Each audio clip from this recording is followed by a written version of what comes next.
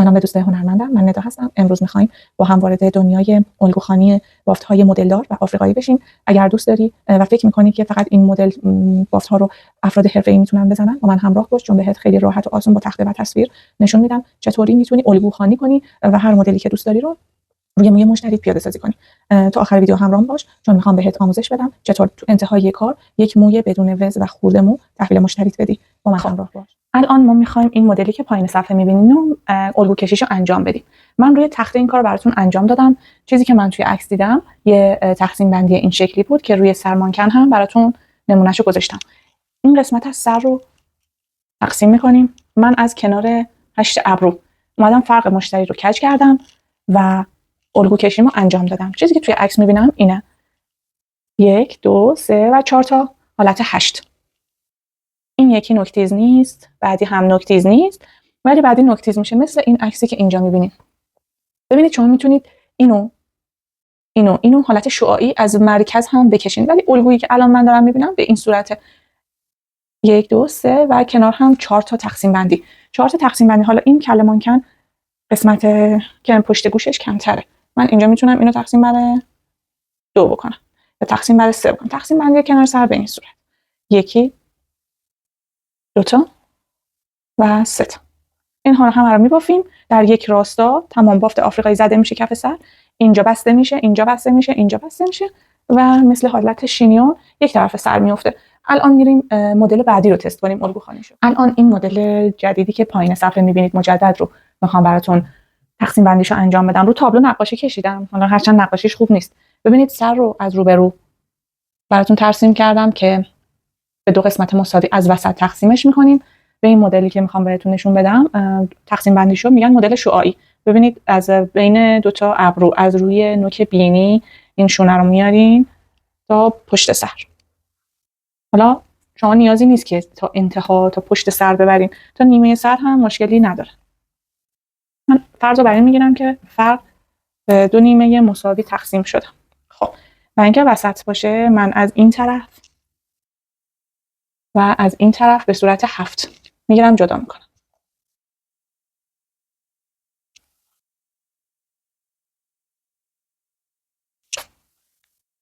بعدیش رو از همون ریشه، از همون قسمتی که قسمت اول رو گرفتیم جدا میکنیم. سعی کنید که این طرف و اون طرف یکی باشه. ببینید مجدد از اینجا. اینها همه سلیقه‌ای.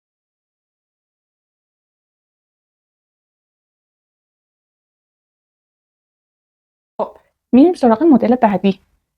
هرچند نقاشیم خوب نیست، ولی خب برای اینکه بهتر درک بکنید مطلب رو، روی تابلو نقاشیشو کشیدم. ببینید من توی این مدل گوش رو، کناره گوش رو الگو قرار دادم، یعنی از این قسمت شعاعی انجام دادم. تمامو بسته به سلیقه خودتون این لایه‌های 7 شکل رو میتونید ضخیم‌تر، میتونید نازک‌تر، میتونید حتی همه رو از اینجا در نظر نگیرید، یکم بالا پایینم بشه، هیچ اشکالی نداره. تمام اینها سلیقه‌ایه. حالا این نیستش حتما شما دقیقاً عین همون انجام بدین. اگه نشد فکر کنید کار رو اشتباه انجام دادین. نه، اینا سلیقه‌ایه. ببین من فرض بر من از مشتری پرسیدم فرق کجت از کدوم طرفه، به فرض به من گفته که از اون طرف.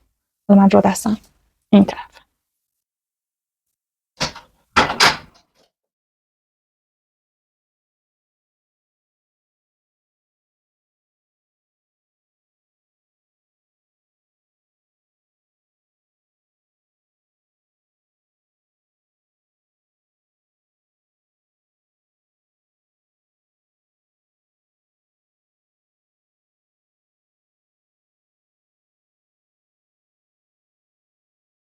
آخرین مدلی که می‌خوایم آموزش رو توی این ویدیو بذاریم این مدلی هستش که کنار صفحه می‌بینید. به اندازه 4 انگشت بسته چتری رو جدا می‌کنیم.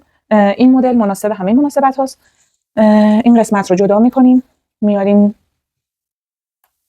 به سمت صورت، از قسمت بینی فرق رو وسط می‌کنیم که بدونیم قرینه کجاست. از این گوشه 8 ابرو جدا می‌کنیم، میایم این قسمت، این ور رو جدا می‌کنیم میدیم این طرف، این ورم جدا می‌کنیم میدیم این طرف.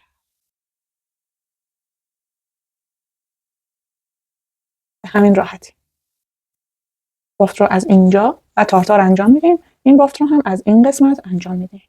به همین راحتی الگو کشی رو انجام میدیم و اگر موردی بود احیانا بافتی رو دوست داشتین و نتونستین الگو کشیش رو انجام بدین، من در خدمتتون هستم. با کامنتاتون منو خوشحال می‌کنم. امیدوارم آموزش امروز براتون مفید بوده باشه. اگه می‌خوای همیشه بافت تمیز و مرتبی داشته باشی، باید تقسیم بندی هات رو با حوصله انجام بدی، از ریشه شروع کنی، همون جایی که همه چی مشخص میشه. حالا نوبت شماست بگین شما برای تمیزی بافتتون چه تکنیکی استفاده می‌کنید. من همیشه عاشق یاد گرفتن از تجربه‌های شما هستم و اون چیزی که قرار بود بهتون آموزش بدم که خودم چیکار می‌کنم این هستش که زمانی که بافت رو انجام دادم، اون قسمت بافت رو با آب پاشخیز می‌کنم و آغشته می‌کنم به طور کامل به موس اینتسا و باد گرم سشوار می‌گیرم. میتونید شما یه پارچه حالت نخی بندازید روی مو و سشوار رو بگیرید روی موهاشون، یا اینکه همینطوری با باد گرم سشوار اون وزا خورده موها رو جلوشو بگیرید.